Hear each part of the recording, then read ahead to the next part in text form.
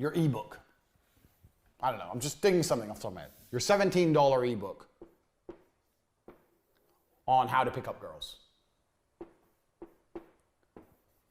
Girls. I'm gonna draw a girl. There we go. She needs hair. Beautiful smile.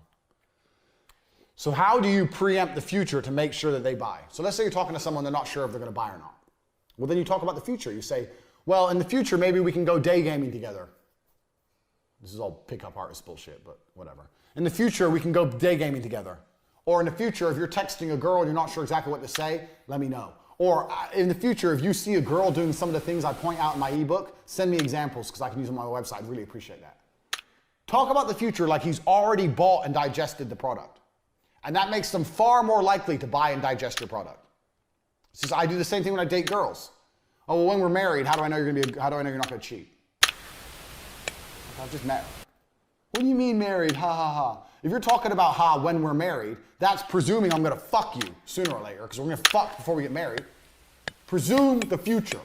Presuming the future makes the present, you're setting you're setting what the present's going to be. You're saying this is what's going to happen now, so I know what's going to happen in the future. You can do exactly the same thing with business. So when I was selling TV advertising and I was talking to clients and I'm trying to close a small 19 grand deal, I'd be talking about 2 years when we're doing the 500 grand deals. So when I'm trying to close this, I'm talking about this. I'll be like, oh, well, in the future, well, in a few years, when we're launching the big campaigns, we can do the sponsorships. We can sponsor the before and after the programs. And when you're spending that kind of money, we'll also be able to have meetings directly with the channel, blah, blah, blah, blah. And they're sitting there going, yeah, okay, yeah, sponsorships, yeah. Talk about all this imaginary shit to try and close this. Sell the future at all times. If you presume the future, it makes them more likely to buy now. And that's something that people don't do. Even for bullshit $17 ebooks, for television advertising, for websites, doesn't matter what it is. If I was trying to sell a new website for N2, I'd be talking about how 2 years later down the line, we can integrate a new back end with our website. Who knows? Who gives a shit? Talk about some fancy shit that's going to happen in the future. If you do that, you're more likely to sell now. That's super important. Don't talk about now. Back to the ebook. If you buy my ebook, you'll see what girls are texting you and you'll see why they mean it or why they're saying it. If you buy my ebook, you'll see why girls are saying what they say in text messages, as opposed to after you've seen my ebook and you see what these girls are saying, it's going to be exactly like I told you. And when they do it, screenshot it, send it to me because you're going to see. The future. Okay, after I have the ebook, then I'm going to know, he said I'm going to understand why they're doing it and I'm going to send it to him. You've already told him he has the ebook. Presume the future at all times. Very important. Next, number 32 is something I've already been discussing at length accidentally. What happens is when your brain, like mine, is a plethora of knowledge, you end up tapping into things that you're supposed to be saving for later because it fits at the time and you just know so much and you're just so hyper intelligent. I don't know if you'd understand that, but that's what happens when you have deep knowledge of a subject. Sell the result of a product, not the product itself. We've already discussed this. So we'll discuss it again very, very quickly in case you weren't paying fucking attention. Ebook. Selling the product is, I have an ebook and I deliver it to you instantly and it has 8 pages and 5,400 words and it talks about girls. That's selling the ebook. Selling the result is you're going to understand women and you're going to have a better sex life for the rest of your life and you're going to have lots of women in your bed. Which of them is more interesting for $17? The result. Always sell the result. Write that down here. I mentioned it earlier, but it's extremely important. Next. 38, image sells. So we're hustlers. This is the Hustlers University. Image sells. Now there's a lot of guys on Twitter who constantly talk about saving money. It grates on me. It annoys me. These are the other guys in the saving money, the making money space. It's not how much you make, it's how much you save. Can you save? Stay at home, save. Don't have a girlfriend, she's expensive. Jerk off, save. It's bullshit. You need to have a nice image of yourself if you want to sell things. Buy the nice car, wear a nice suit. Find some money, make sure it's still coming in. Because buying the nice car, you say, oh, how does that equal money in? Well, it actually does because it's your reputation. You have to have a nice image of yourself to sell nearly anything nowadays. Drive a nice car if you can. Have nice clothes, look good, look presentable, go gym, have nice things. I'm not gonna tell you not have nice things. A lot of people who say that are fucking liars. Tight losers, they're tight losers. They're living a tight person's life. Do you really want that life? Do you want to be selling $17 ebooks and sit at home and not spending any money and saving it all? Go fucking squirrel. Or do you want to be like me with 8 supercars? Who knows more? Let me ask you another question. If I would have launched CobraTate.com, I was already a millionaire when I launched it. So that's the difference between me and all the other course guys. These guys need courses to be rich. I'm rich without any of this shit. I don't need this because I had cam girls way before this. When I launched CobraTate.com, the reason it was so successful was because I already had a Lambo. I was already rich. My car paid for itself. Would you be buying from me right now? Would you have bought this university if I didn't have a big house and loads of nice cars? If I said, I know loads about business, but I live in an apartment with a laptop and I sit there all day on my own, but I know loads, would you have even bought this course? I'm like, what the fuck do you know? That shows how important image is. Flexing on the broke boys is important. So don't fucking neglect it. I'm not saying blow all your money. I'm saying that having a good image is not going to hurt you in any way. Don't be afraid to spend money for your image because it's a real thing. Everything in life is basically the same thing. Everything in life is people walking into rooms and saying things. That's what politics is. That's what business is.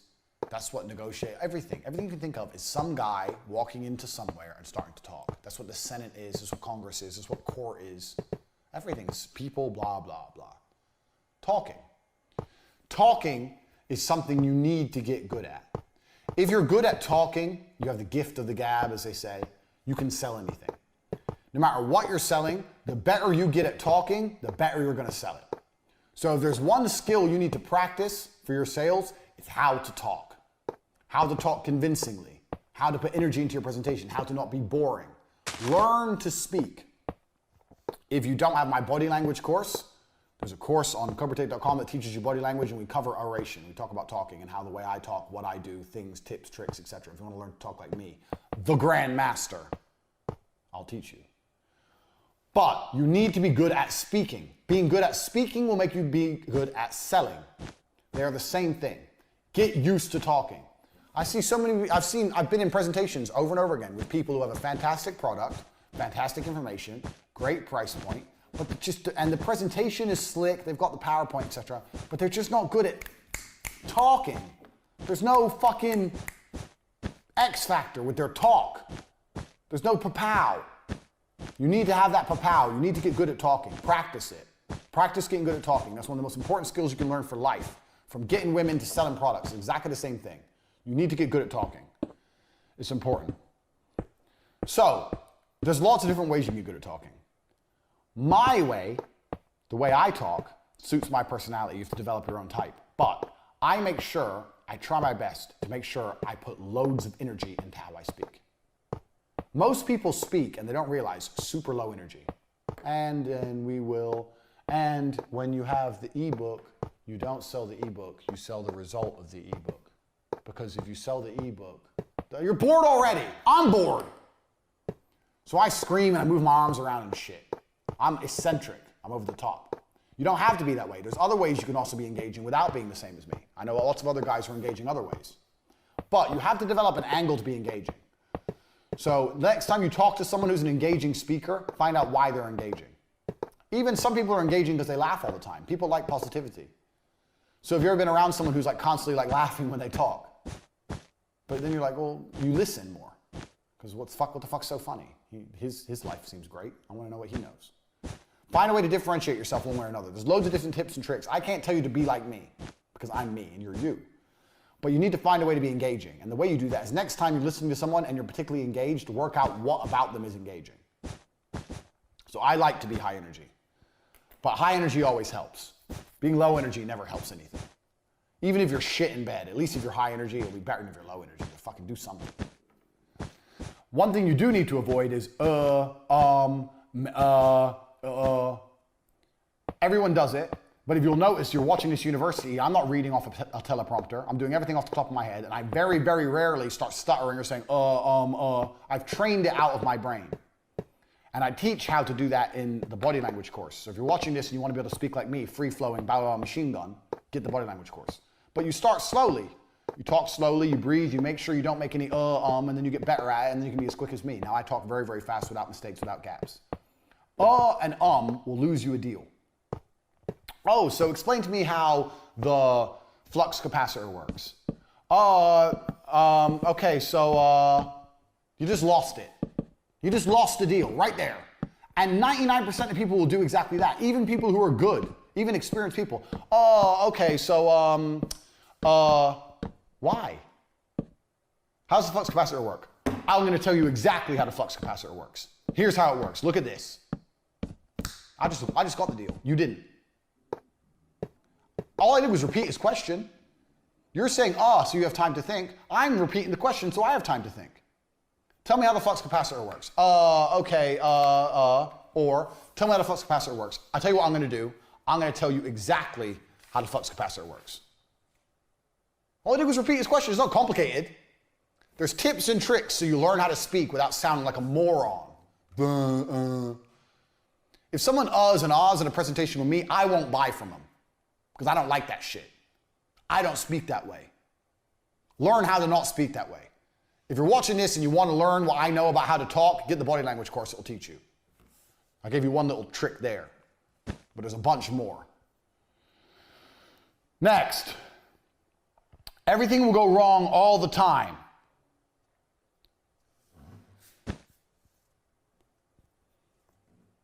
Everything will go wrong all the time. That's why you need to have a high stress tolerance. And that's also why you need rule number 1. Your best weapon against things going wrong is rule number 1, speed. Speed defies gravity. If you get water in a bucket and you spin it around really fast, the water doesn't come out the bucket. As soon as you slow down, it falls out. Speed is that powerful. You have to be able to work quickly. You need people around you who work quickly. You need teams which react to things quickly. Everything will go wrong all the time. The faster you can plug the hole and fix things, the faster you're going to be back online making money. So anticipate things going wrong. High stress tolerance. And speed is the remedy to all your issues. No matter what the issue is, no matter what the ailment, you need to do things quickly to get it fixed. Always. As long as you can keep this going, you've got your business going. So let's say you've got your business. I've got titties on the board now. We'll leave the titties for now. You got your business, money's coming in. Your back end fails. Your big back end all fucks up. Oh no, everything's gone wrong. Do you know what I do in that situation? Most people in that situation goes, oh well, we can't take orders because we can't see who, what order. No, not interested. My business is still running. As long as my payment gateway is taking some money, my business is running. I'll deal with the shit show. And I'll fix the shit show. I'll deal with it using rule number 1, speed. But I'm not turning off my fucking tap. As long as this is happening, you won't go out of business. You won't lose. You will only lose when this stops. So even if everything in your whole company's gone wrong, you're going to sleep less. You're going to get it fixed. You're going to fix it with speed. You've got a higher stress tolerance. You'll deal with it. Your staff understand. Speed. You're going to tear through the mess manually. You're going to have to go through manually one by one and get it fixed. But you're not going to stop your business running. This is your business. Never, ever, ever let this get fucked up, ever. If everything goes down, what's the first thing you fix? This is a test. Everything goes down. What's the first thing you get back online? How to take money. You don't care about anything else until this is online. There's nothing else without it. It's like, what's going wrong in your life? What's the first thing you fix? You fix oxygen. If you ain't got oxygen, the game's up. Nothing else is important. That's what this is. You fix this. Get the payments coming in. Then worry about it. Worst case, everything's so fucked up you can't even see what people bought. Don't worry. Don't worry about it. They'll email you. Hey, I spent money on your website. I ain't got my product. Oh, really? Please tell me the time and date. I'm sorry about that. Here's the time and date. Okay, yeah, they did buy. Okay, confirm it. Okay. Yeah, sorry about that. We're going to send you a free gift. Apologize for the delay. Bang. Problem solved. You kept your money in. You got them happy. They got a free gift. Wait for them to email you. Keep the money coming. at all costs. Super, super important. Everything's gonna go wrong, but as long as you keep this going and you work quickly, you can fix the other shit. Don't let anyone come into you and say, well, we can't do this because the back end. Fuck the back end. I'm interested in the front end. Fuck the back end. Give me my money today. Tate has just launched his private mentorship program, TRW, where he mentors ambitious people who want to become rich and powerful. If you want to be a part of the program, DM the Real World Elites on Instagram and type TRW as your opening message, and we will get back to you in under 5 minutes. Next, if you find, this is a staff tip, number 41.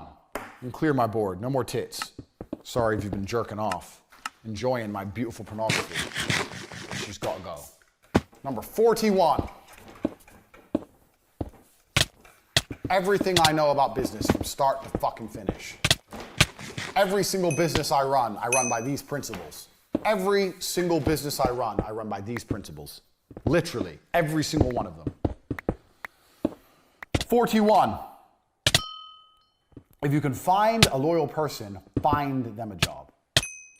So most people approach recruitment like, I have a job I need to fill, let me find a person.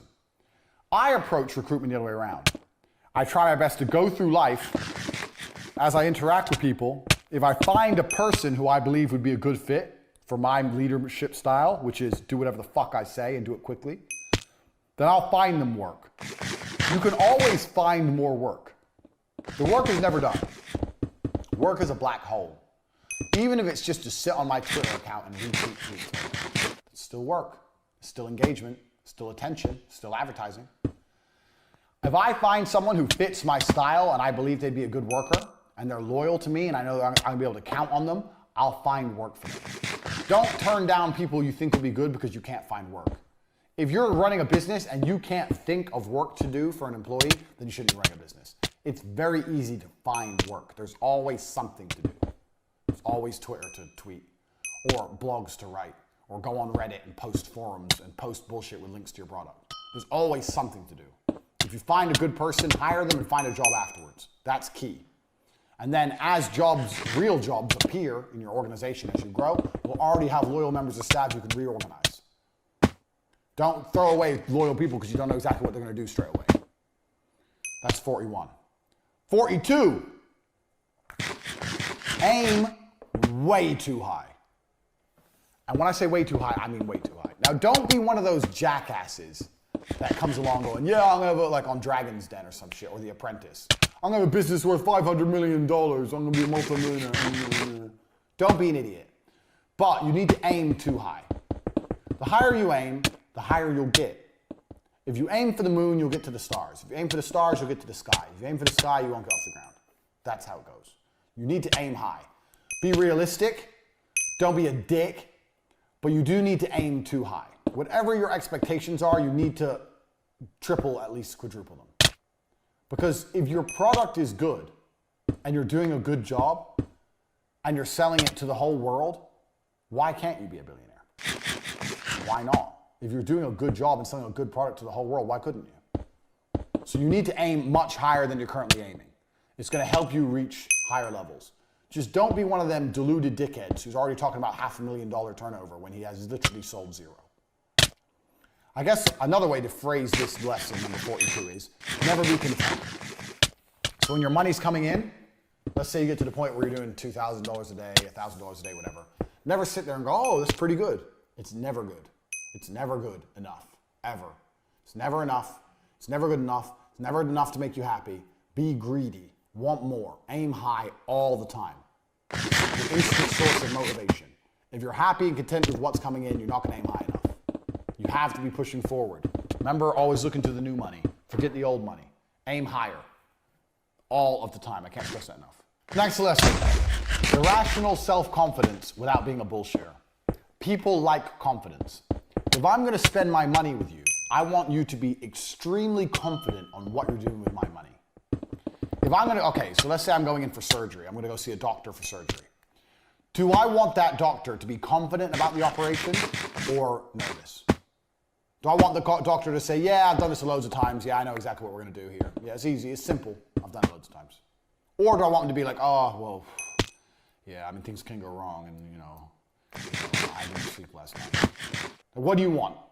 You want confidence. So if someone's going to spend money with you, they want you to be confident all the time. So you have to be confident in your delivery. Now, don't be a bullshitter. Don't come along and say, I know more about girls than Andrew Tate, because everyone's going to know you're an idiot, because you don't. Anyone who's seen the PhD course knows that. But still, you need to be super confident at all times.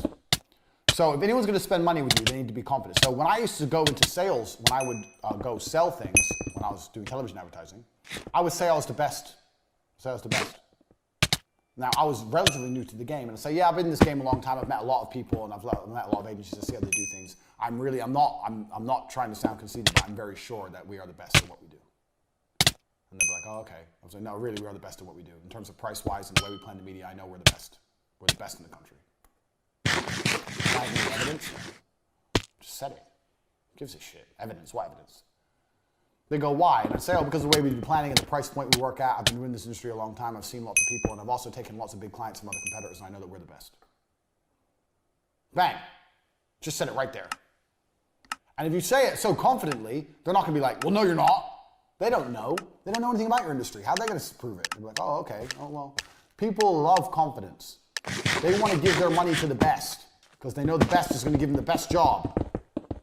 It's better to be irrationally self-confident than not. This also ties into the and ah thing. Did you notice how smooth I was right then when I said why I'm the best? Did I go, I think, we're the best, No. I'm the best. Any job you do, any client you're going to land, you need to sit there and say, I'm the best at what I do. I'm the best at what I do. What they're going to do is say, no, you're not. Yeah, I am. No, you're not. How do you know? My industry, not yours. I'm telling you I'm the best at what I do. You're not going to find anyone better than me for this price point. No way. Impossible. I am the best. There's no one else in the world who does what I do at this cost. I'm the best. Congratulations, you found the best. You're lucky. Rational self-confidence. You don't want to be a bullshitter, but you need to be super self-confident. Smooth with it. James Bond. He walks in, he's outnumbered, everyone wants to kill him. I'm the best. Doesn't matter, I'm me, I'm a G. That's how you have to be. Rational self-confidence, super important. Lots of people don't have enough confidence when they're trying to sell. I don't know why. You're trying to sell something and you're all like, oh, well, maybe, fucking maybe. The rational self-confidence. Now, next point, 45. We're on 45. We're almost halfway. This is another thing that's gonna change the way you view business and money. I want you to understand something. Money cannot be made. I don't even like the saying making money. We're making money. Nobody's making money. The Federal Reserve makes money. You're not the Federal Reserve. If you are the Federal Reserve and you bought my course, I'm very, very humbled, but I doubt it. You're not the Federal Reserve. You're an individual.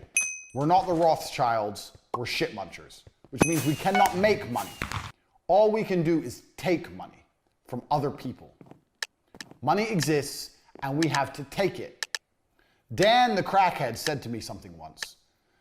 When our TV business was doing deals and there was money all around, we had no profit, but there was money in the bank and we had new cars and this big fancy office, all this money.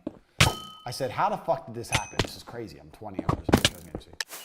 He said, money's like water, and water is always moving. So you have an ocean, and the sun evaporates the water, goes into a cloud, and the cloud moves, and then it rains, and then it goes in a river, and it goes to a pond, and then it evaporates again from the sun. Water never stays still. Cycle of precipitation. And he said, money is like water, it's always moving, and if you stand in the right place at the right time, you're gonna get wet. And that's absolutely true. So money cannot be made. It can only be taken from someone else. You stand in the right place at the right time, where money's moving, you're gonna take it. 99% of people are middlemen.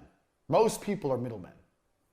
Everyone's a middleman to some degree. Loads of companies exist out there that are just simply middlemen. All they do is there's something, this is a product, this person wants the product, they're in the middle, they make money. They supply the product. Done. And it really isn't that complicated. So, Money cannot be made, it can only be taken from other people. So every single penny that comes in your bank is not made, it's taken from someone else. Why are they going to give you their money? Why? That's a serious question. Get a piece of paper and write down. I have this, I'm selling to this person, they will give me their money because. And you should be able to name a bunch of reasons. And if you can't, you have a problem. Don't be thinking about making money. You're not making money, you are taking money. And because you are taking it, you have to convince it from others. That'll change the way you approach your marketing, change the way you view money, change the way you approach your business. Because that's the reality of what's happening. You're not making shit, you're taking shit. It's very, very different. You're convincing it, prying it from them. Precipitation cycle for bonus. Next, don't make anyone irreplaceable. This is a very simple one, but I've seen it happen time and time again. You're a guy, you're busy, you get an assistant, your assistant is exceptionally good, your assistant knows all the passwords and shit you don't know because you're busy and you're in a rush. You know the end of the story. Don't make anyone irreplaceable. I wrote this down because I've seen 2 people lose their companies because they lost either their top salesman or an assistant. So if your top salesman's floating your company, he's irreplaceable. You need to fix that quickly. So with T2, we had one salesman who was better than all the rest. His name was Gerdip, who was really, really good. And we didn't make him irreplaceable. And when he left, we really suffered. What I should have done is go to Gerdip and say, you know what, bro, you're really, really good. You're amazing. Do you mind